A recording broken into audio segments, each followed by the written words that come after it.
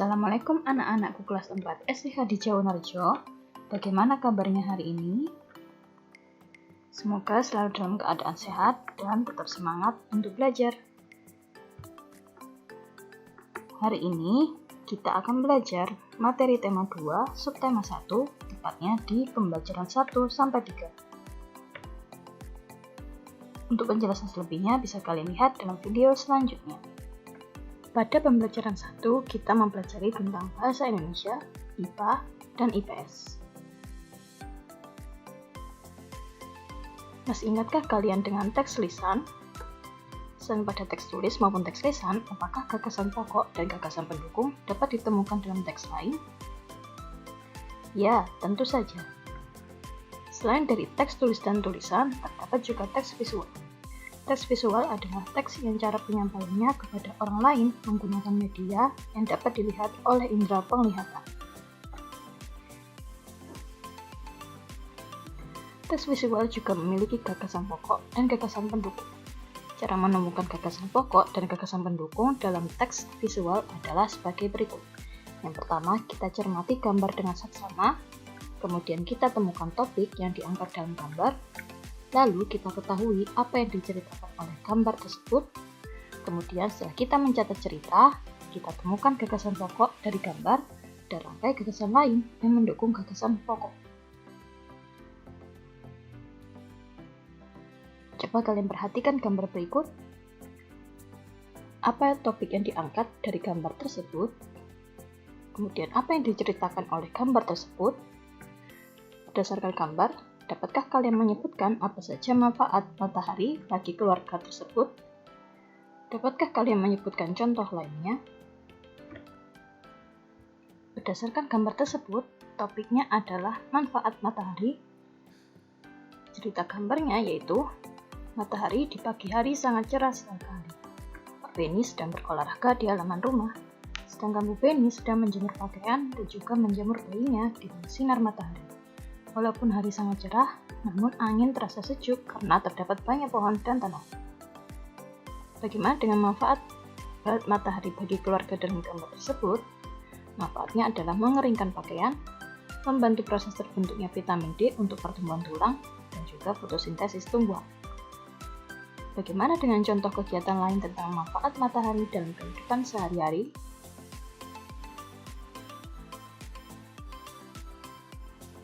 Nah, setelah kita menemukan dan mencatat cerita berdasarkan gambar, kita sebutkan gagasan pokok dan gagasan pendukung dalam teks visual dengan membuat tulisan berdasarkan cerita dan jawaban dari pertanyaan tersebut.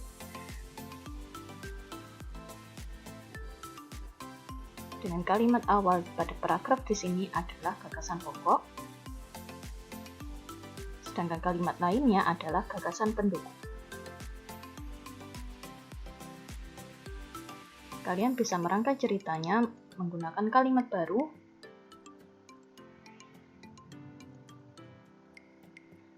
Menurut kalian, apakah ada perbedaan antara pakaian yang dijemur di tempat yang panas dengan tempat yang teduh? Di tempat manakah kira-kira pakaian yang lebih cepat kering? Ya, betul sekali, pakaian yang dijemur di tempat panas. Pakaian yang dijemur di tempat panas atau terkena sinar matahari secara langsung lebih cepat kering daripada di tempat yang teduh. Hal ini dapat terjadi karena adanya penguapan air pada baju. Air pada baju menguap karena panas matahari yang mengakibatkan suhu udara meningkat, sehingga baju lebih cepat kering daripada di tempat yang teduh atau tidak terkena panas matahari. Hal inilah terjadi perubahan bentuk energi matahari menjadi panas. Matahari memiliki peran yang besar dalam kehidupan di bumi karena merupakan sumber energi terbesar, sehingga berpengaruh terhadap aktivitas makhluk hidup. Berikut manfaat energi matahari dalam kehidupan sehari-hari. Yang pertama, sebagai energi untuk tumbuhan. Yang kedua, untuk membantu proses pengeringan. Kemudian membantu kesehatan tulang, dan juga sebagai pengatur tata surya. Dapatkah kalian menyebutkan contoh lain dari manfaat energi matahari dalam kehidupan sehari-hari?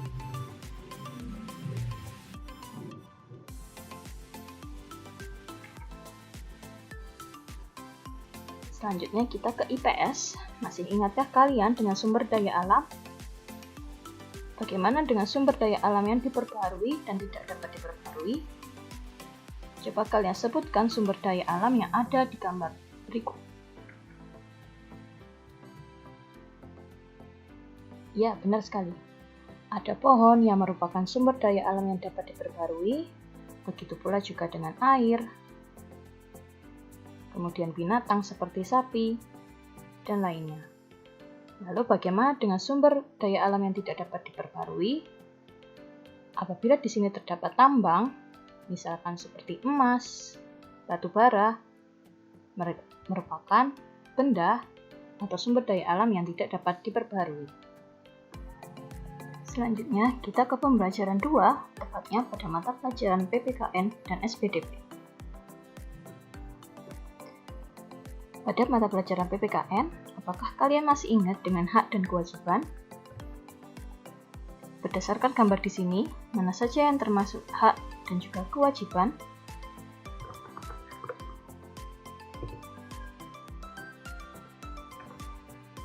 Apa itu hak? Hak adalah sesuatu yang diperoleh secara seutuhnya atau secara mutlak. Contoh hak adalah menikmati lingkungan bersih, bebas menyampaikan pendapat, dan juga mendapatkan air yang bersih. Sedangkan yang bukan contoh hak adalah bebas melakukan kejahatan, memukul teman jika tidak mau membantu, dan juga mencontek saat ujian. Coba sebutkan hak lain yang kalian ketahui. Lalu bagaimana dengan kewajiban? Apa itu kewajiban? Kewajiban adalah sesuatu yang harus dilaksanakan dengan penuh tanggung jawab. Contoh kewajiban adalah mematuhi aturan atau norma yang berlaku, menghemat penggunaan air dan listrik, dan juga menjaga kebersihan lingkungan. Sedangkan yang bukan contoh kewajiban adalah membuang sampah sembarangan, menghina orang lain, dan tidak bersosialisasi.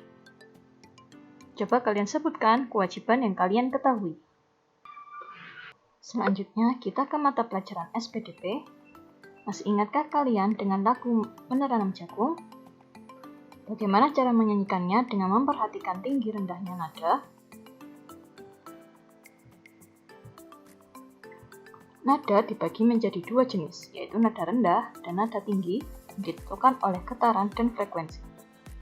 Untuk menghasilkan nada, maka harus memiliki getaran yang beraturan dan menghasilkan jarak atau frekuensi tertentu. Cara membedakan kedua nada ini dapat diketahui dari ciri-ciri berikut. Yang pertama, pada nada tinggi, semakin tinggi nadanya, maka akan terdengar semakin naik. Semakin tinggi nada, maka akan terdengar semakin mencekik. Nada tinggi biasanya digunakan untuk klimaks pada sebuah lagu. Sedangkan pada nada rendah, semakin rendah nadanya, maka akan terdengar semakin menurun. Semakin rendah nadanya, maka akan terdengar semakin berat. Dan nada rendah biasanya digunakan pada akhir sebuah lagu untuk penutup. Berikut adalah urutan tinggi rendah nada, yang apabila semakin ke kanan, maka nada akan semakin tinggi. Birama lagu dari lagu Menanam Jagung adalah 4/4. Itu menunjukkan bahwa dalam satu birama terdapat 4 ketukan. Satu ketukan akan bernilai 1/4.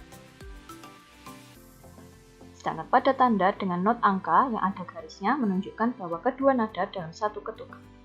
Masing-masing adalah 1/8 ketukan.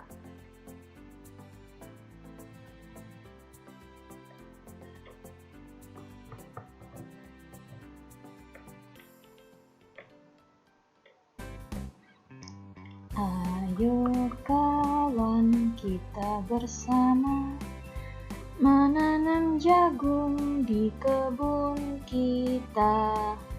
Ambil cangkulmu, ambil pangkurmu, kita bekerja tak jemu-jemu.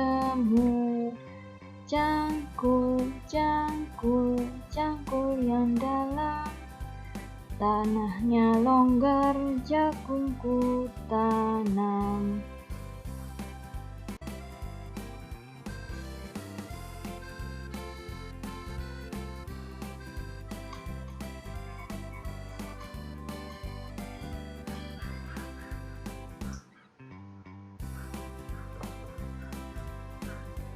Beri pupuk supaya subur, tanamkan benih dengan teratur. Jagungnya besar, lebat buahnya, tentu berguna bagi semua. Cangkul, cangkul, aku gembira menanam jagung di kebun kita.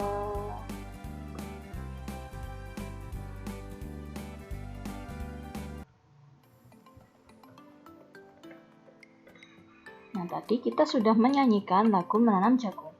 Bagaimana dengan nada tinggi dan rendahnya? Perhatikan pada lirik lagu berikut.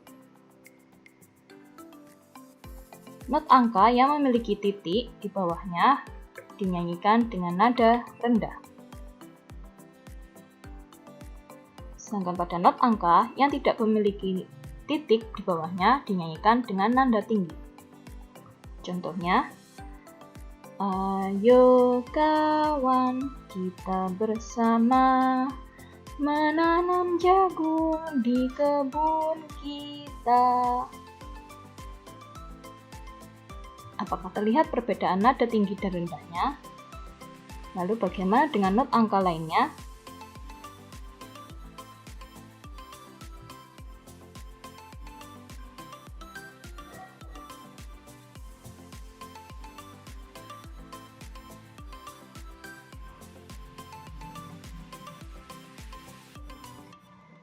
Jadi, not angka yang ada titik di bawahnya dinyanyikan dengan nada rendah. Sedangkan not angka yang tidak ada titik di bawahnya dinyanyikan dengan nada tinggi. Dapatkah kalian menandai nada rendah dan nada tinggi pada lirik lagu yang kedua?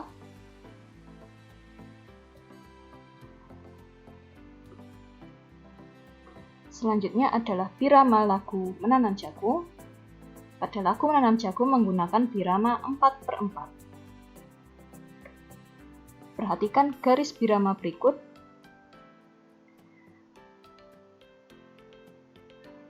Not angka yang dibatasi oleh 2 garis birama dinyatakan 1 birama.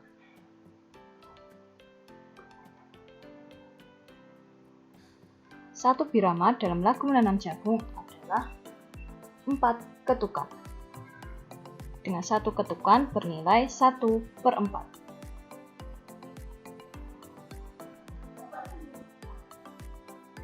Selanjutnya, kita ke pembelajaran 3, yaitu pada mata pelajaran Bahasa Indonesia dan IPA. Pada mata pelajaran IPA, sebelumnya kalian sudah mempelajari tentang energi matahari. Sebelumnya, apakah kalian pernah bermain kincir? Bagaimana jika kincir ini ditiup maupun dikipasi? Bagaimana jika kincir dibawa sambil berlari maupun diletakkan di sepeda? Kincir yang biasa kita temui terbuat dari kertas atau plastik dan dapat berputar apabila tertiup oleh angin. Kincir angin yang sebenarnya bisa digunakan untuk menggerakkan alat penumbuk padi maupun untuk memompa air. Angin merupakan sumber energi yang dapat diperbarui dan memiliki banyak peranan dalam kehidupan. Angin terjadi karena energi panas matahari. Saat suatu wilayah memiliki suhu udara yang sangat panas dan di wilayah lain bersuhu dingin, maka udara di daerah panas akan naik dan diisi oleh udara dari wilayah bersuhu dingin. Pergerakan udara inilah yang kemudian disebut sebagai angin. Bagaimana dengan perubahan bentuk energi angin dalam kehidupan sehari-hari? Ada energi angin menjadi gerak, contohnya pada kincir angin untuk memompa air. Kemudian ada energi angin yang menjadi listrik, dengan contoh kincir angin untuk membangkit listrik. Kemudian juga ada energi angin yang berubah menjadi gerak, contohnya menggerakkan kapal layar. Bagaimana dengan perubahan bentuk energi angin lainnya? Dapatkah kalian menyebutkan contoh lainnya? Selanjutnya, Selanjutnya, kita ke bahasa Indonesia. Masih ingatkah kalian dengan teks visual? Coba kalian perhatikan dengan saksama gambar berikut.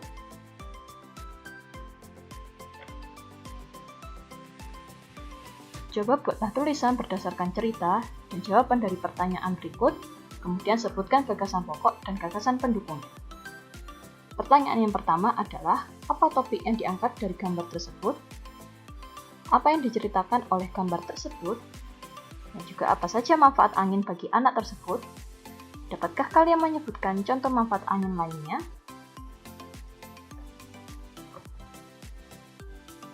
Alhamdulillahirrabbilalamin, kalian sudah belajar materi tema 2, subtema 1, pembelajaran 1-3 hari ini. Semoga ilmu yang Ibu Guru sampaikan bisa bermanfaat untuk kalian. Terima kasih, sampai jumpa di meeting besok dan juga di video selanjutnya. Wassalamualaikum warahmatullahi wabarakatuh.